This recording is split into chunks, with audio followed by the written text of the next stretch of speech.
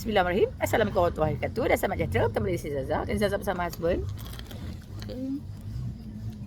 Okey, tadi kami dah perkenalkan makanan-makanan kami ada di sini.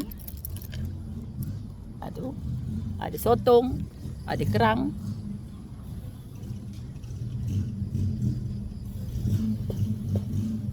ada kailan, ikan, dan macam-macam lah. Okey, air demikian, dan air yang akan Zaza buat magic daripada putih akan menjadi blue sama warna pakaian. Buat magic. Selain itu saya bawa bag snack blue.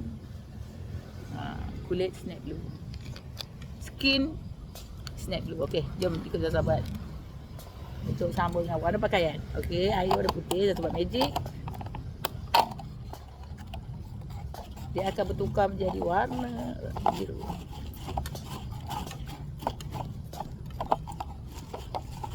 Kan, warna biru kan. Okey.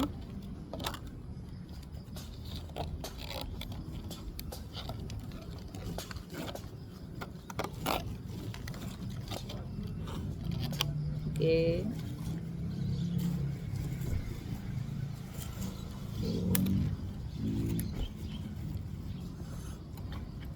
Okeylah. Sementara Zaza nak bagi dia lagi tambah biru.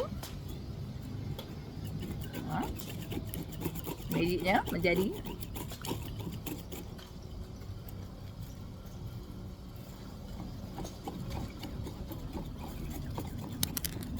sama warna pakaian. Memang sama. Okeylah, kita jumpa di video selanjutnya. Jangan lupa terus subscribe, like, share, komen YouTube kami. Inilah namanya Blue Lemon. Tak buat ais. Okeylah, kita jumpa di video selanjutnya. Jangan lupa terus subscribe, like, share, komen YouTube kami. Kita tak selalu.